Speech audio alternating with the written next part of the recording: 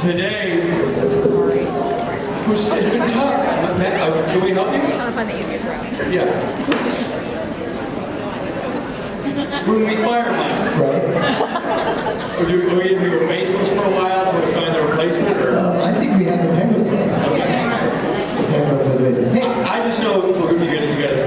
well, I was just gonna, a lot of people don't know that on Saturday night we play a concert. Oh! And I feel like now that there are a lot of people in the room, I just want to make sure everyone knows it. It's Loud and Swain tonight. Yeah. Plays a show called Saturday Night Special. Yeah. And it's us playing our music and actors from the show Supernatural joining us on stage and singing songs. It's one of the coolest things that happened all weekend. You need to be here for it. This is such a weird thing to have to do now. I wish they had done this differently because we had to announce earlier today that Brianna wasn't here, and now everybody's in the room waiting for the next person, and I have to break the news to them. And unfortunately, he's still fucking here. Ladies and gentlemen, Misha!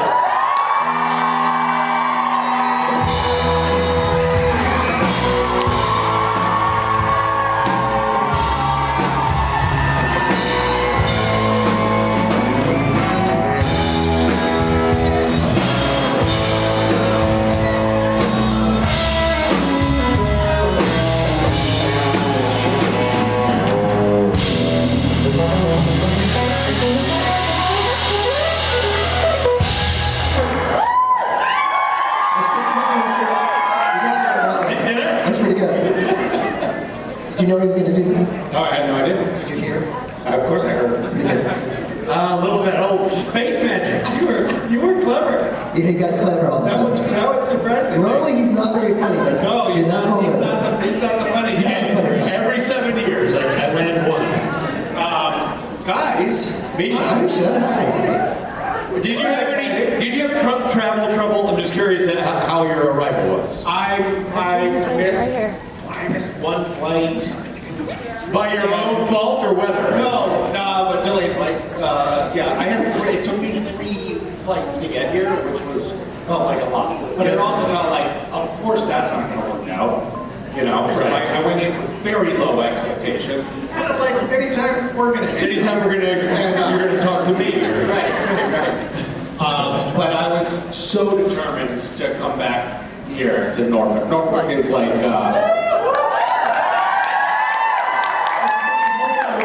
Is it really? I spent so much time. Well, I was here once, and it was transformative. Literally, it was. I came here in the year at 1770. I came here in the year 1997. Wow. For the very first time. This is my second time. And I was at the time I was working for the U.S. Navy. I assume you're the song and dance man? Are you gonna say thank you for your service? No, but I don't know what you were doing, and I think it's probably unsavory. I came to Norfolk to record an industrial for the Navy on fire safety on ships. Wow. And it was pretty important. I think a lot of people are now crediting the work that I did for the U.S. being victorious overseas in numerous battles. And it was how I got into the Screen Actors Guild. It was my first time acting on camera. Wow. Oh my God. Yeah. This is And it all happened here. asking for a favor. Are you wearing the sailor suit in this thing? Yeah, of course I'm wearing a sailor. That jaunty little tight-fitting sailor suit. Are you guys able to Google and find that on the internet, that video? I think because Rich and Rob don't want to leave stage. They don't want to go back and call their families and do other stuff. No. Also, I know when the fans come to see me. Hey, don't go. The people want to see a musicality.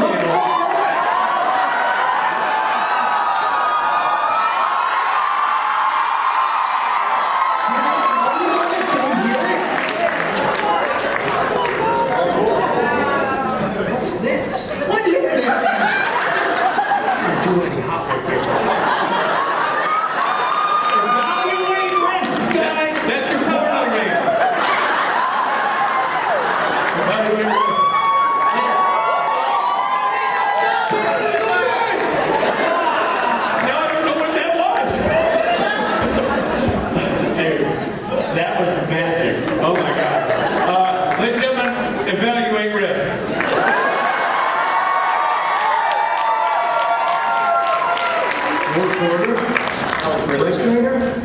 safety glasses, hearing protection, face shield, gloves, tools.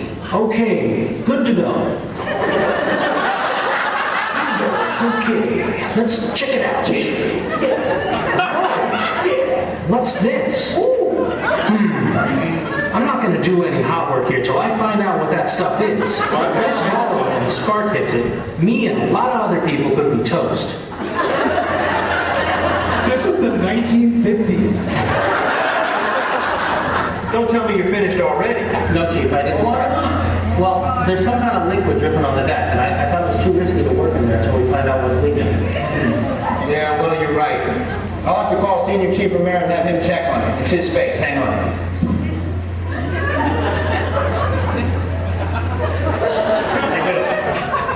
Senior Chief says what you saw on the deck was fuel. And it caught a spark. You used your head. Good.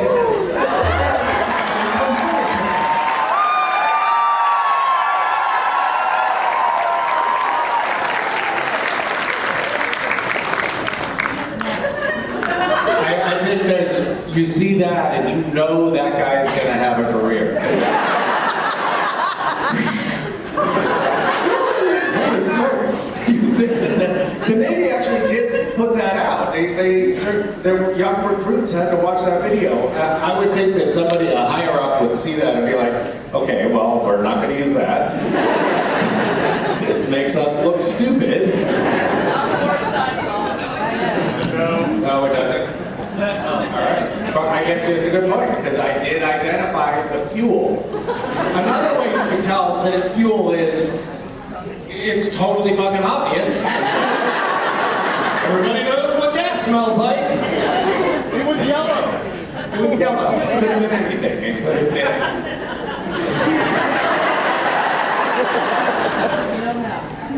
Everyone, I have to call attention to something. I am currently wearing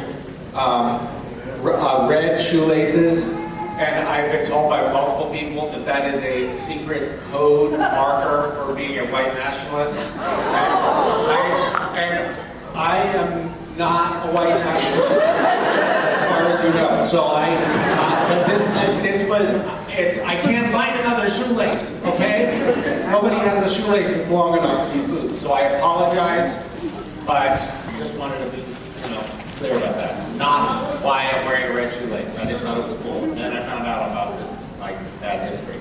Also, how did they get to steal red shoelaces? That's not fair. Guys, hi. Listen, I want to talk about something serious for a second, because I just came across it and I thought it was just so lovely. And I'm not supposed to talk about politics up here, but I'm going to talk about politics up here.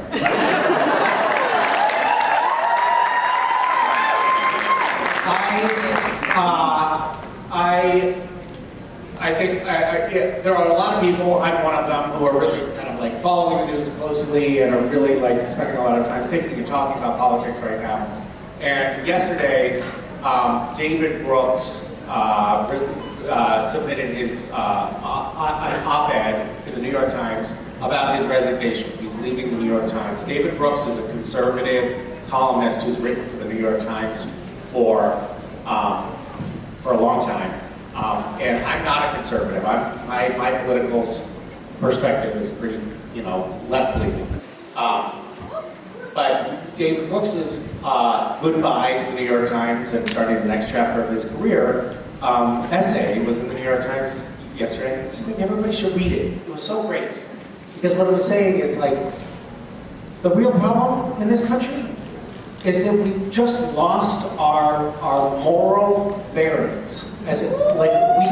We're not driven by the spirit of this, the patriotic spirit of this country that drove us for so many decades, for so many centuries, right? And we're just being selfish jerks as an operating ethos in our country. And I just thought, what a wonderful perspective. We just have to find that ethical, moral grounding, that foundation from which to operate, and then we're gonna be a great country together again and bridge all of these divides And there are too many divides, there's too much division, there's too much polarization. And I just thought it was love. It was one of the best commentaries that I've heard in this political moment. And it was from somebody who's really, not on my side of the political spectrum. And I just wanted to call attention to it because I thought it was lovely. There's my little diatribe.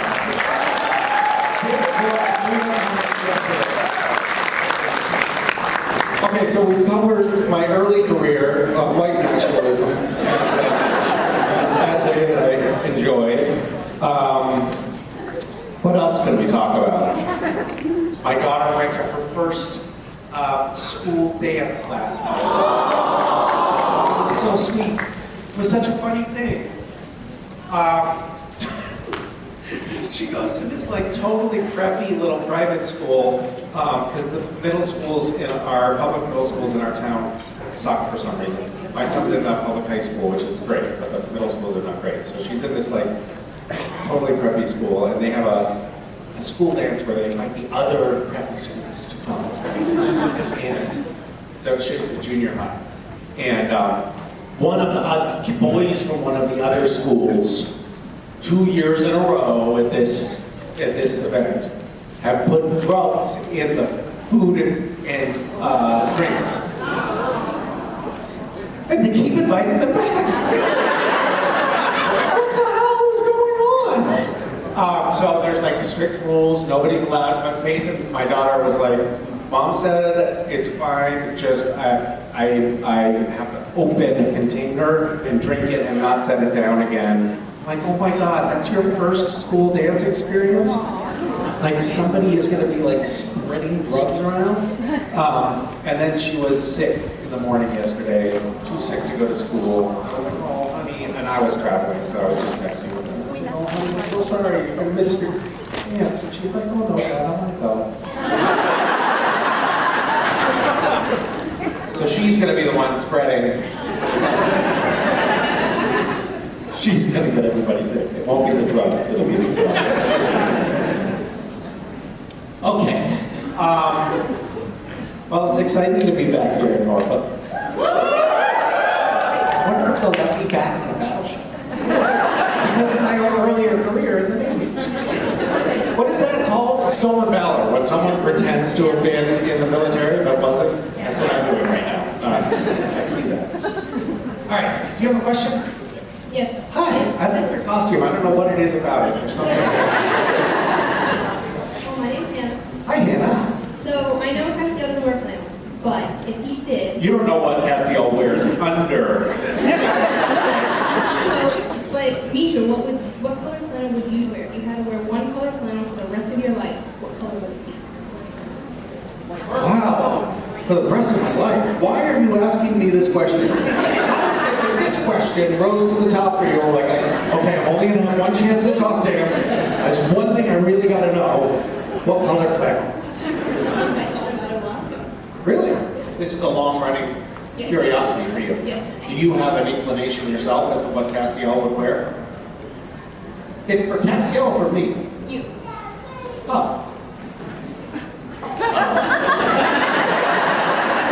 That's a bit personal, isn't it? Red. Wow! What a disappointment!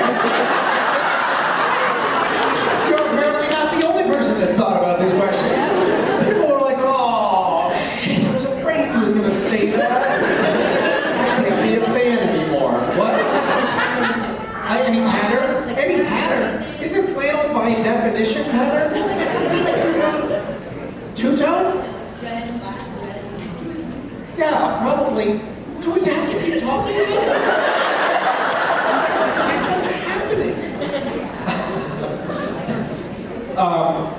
It's going to be red. And we know that as a base, but I'm not going to offend any more people by adding any other colors. I'll leave it at that. Thank you for asking that probing question. I feel violated. How are you? Good. You might have to get closer to the microphone. Does that feel intimidating to you? A little bit. Okay, there we go. That's better. I'm good. How are you? Good, thank you. So answering for yourself personally and for Cass, Who has been the most influential person in your life and why? Well, influence.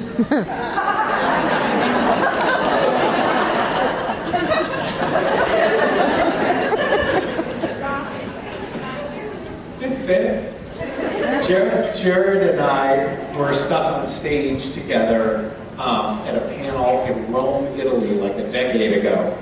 And somebody asked a very similar question about influence.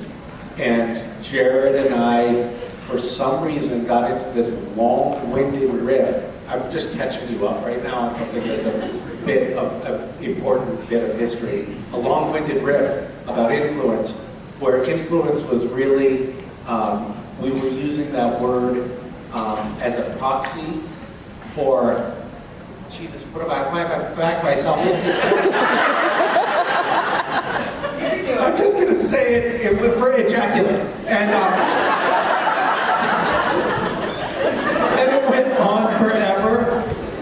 And so whenever Jared or I hear the word influence now, we both, we just immediately go to that. And so your question is difficult for me because I can't shake that memory. But anyway, Jared has had a lot of influence on me.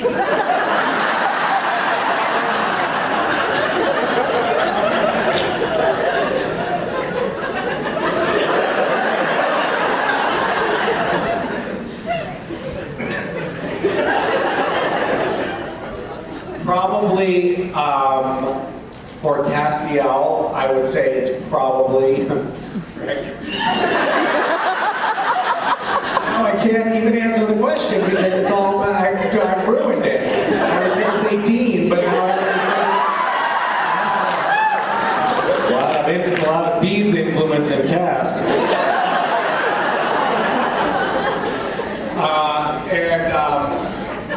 And I would say for myself, probably the most influential person has been this. Now we're erasing everything I said before because otherwise this will be disgusting. But my mother.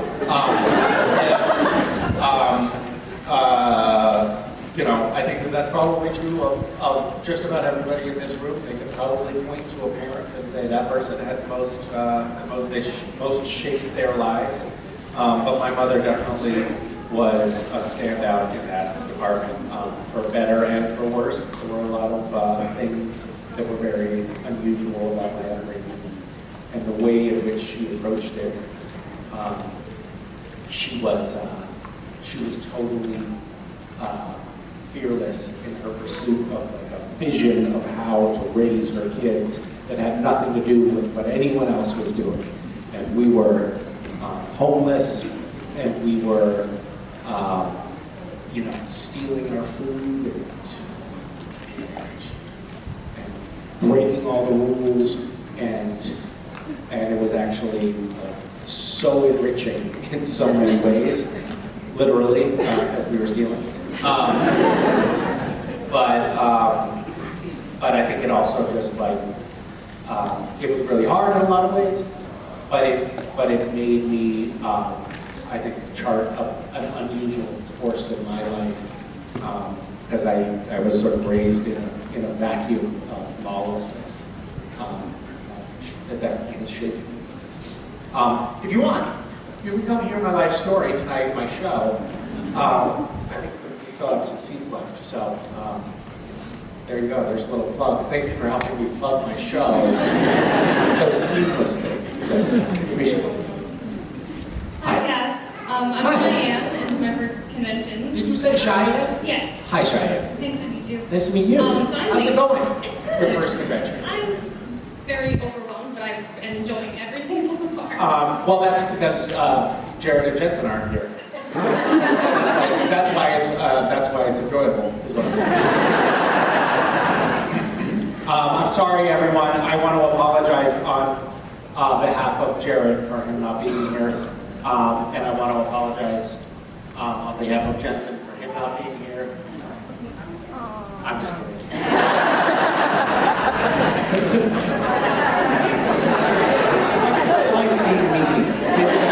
I'm learning something about myself here.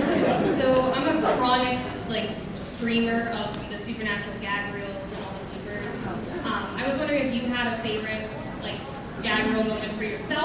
favorite for any of your cast members? There was this moment when we were in like a back room of the bunker where Jared was just rattling off these like ridiculous things one after another, and we were laughing so hard. It was just so funny.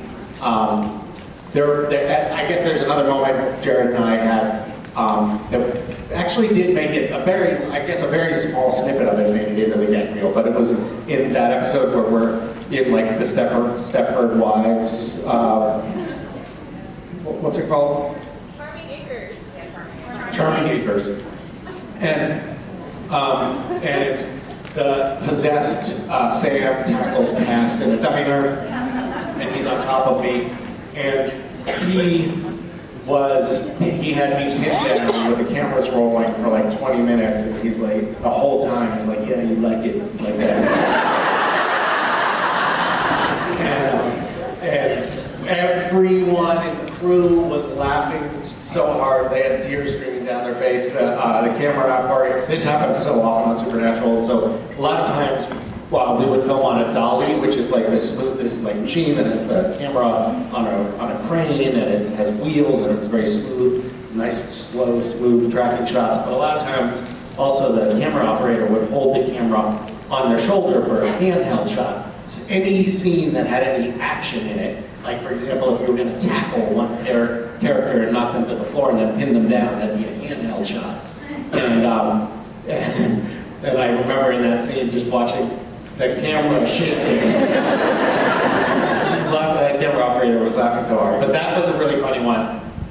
And Phil Sigrisha, our producer director, was directing that episode, and he's also the one that cuts together all of the blooper reels. And he was like, "Oh my God, this is going to be gold. It's going to be great for the blooper reel." And then later, I was like, "Hey, what happened? Why was there just like this tiny little clip in there? Why didn't you?" Because it was really funny.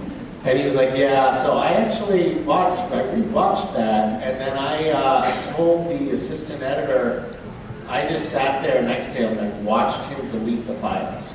And I was like, "Why?" And he was like, "Because we all would have been canceled." So that's a fond memory that I have, but you don't have, because you didn't get to see it.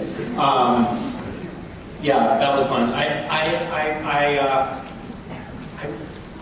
weirdly came across the worm stash video. It's in the blooper reel as well. We were out in a field. It was like 4 o'clock in the morning. It was raining, it was cold. It was winter in Vancouver. We're in this wet field, and maybe I found a worm. I found a worm and I held it up, and I was like, "Look guys, a worm." And I think it was Jared probably said, "Eat it."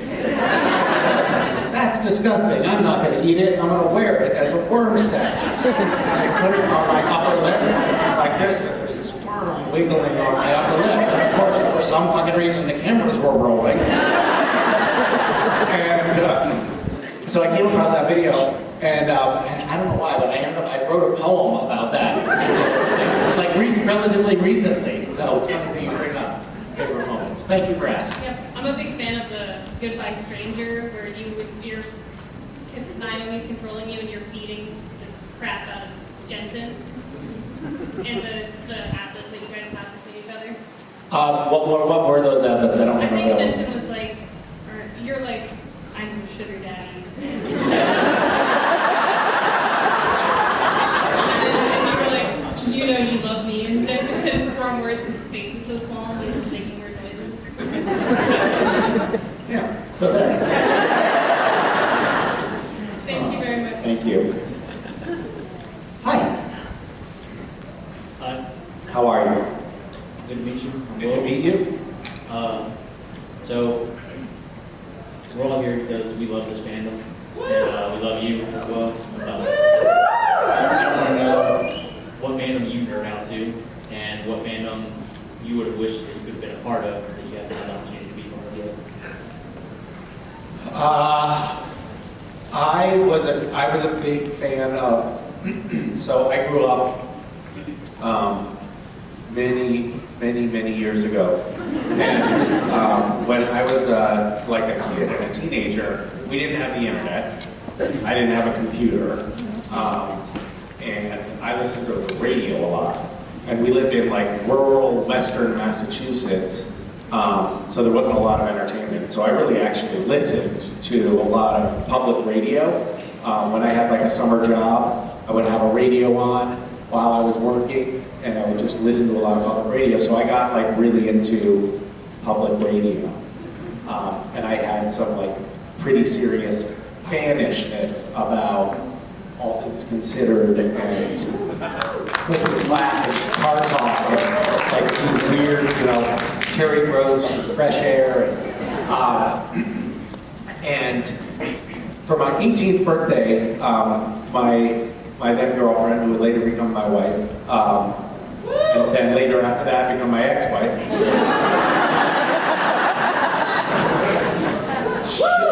for my 18th birthday, she was like, she lived in Northern Virginia, and and we were at her parents' house. At the time,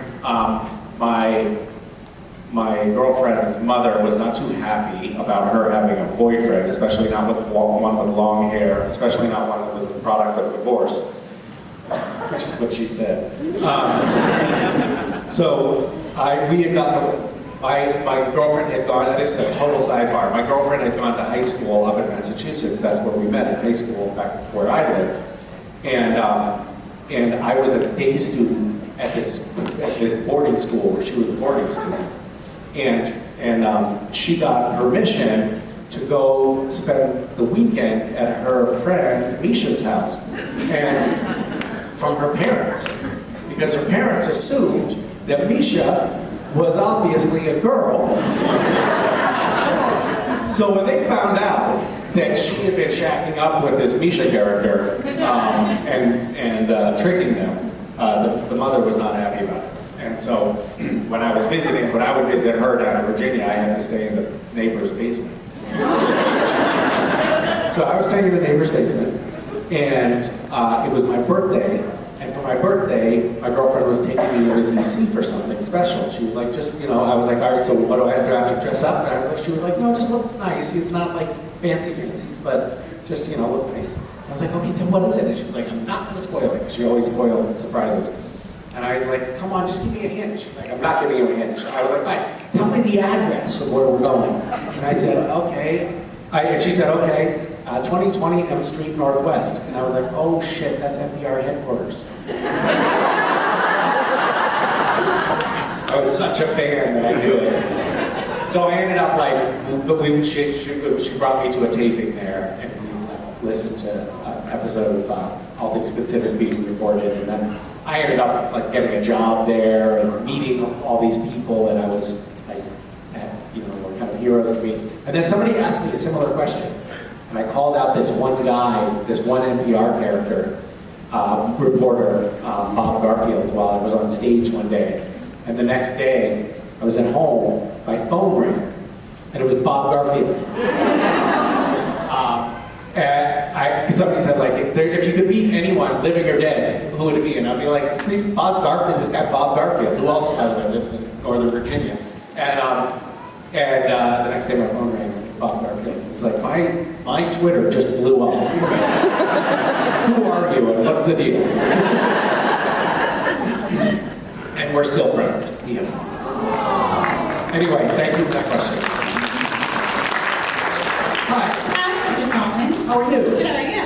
Good, thanks. My name is Lindsay. Hi, I'm Lindsay. from Yorktown. Insert your character in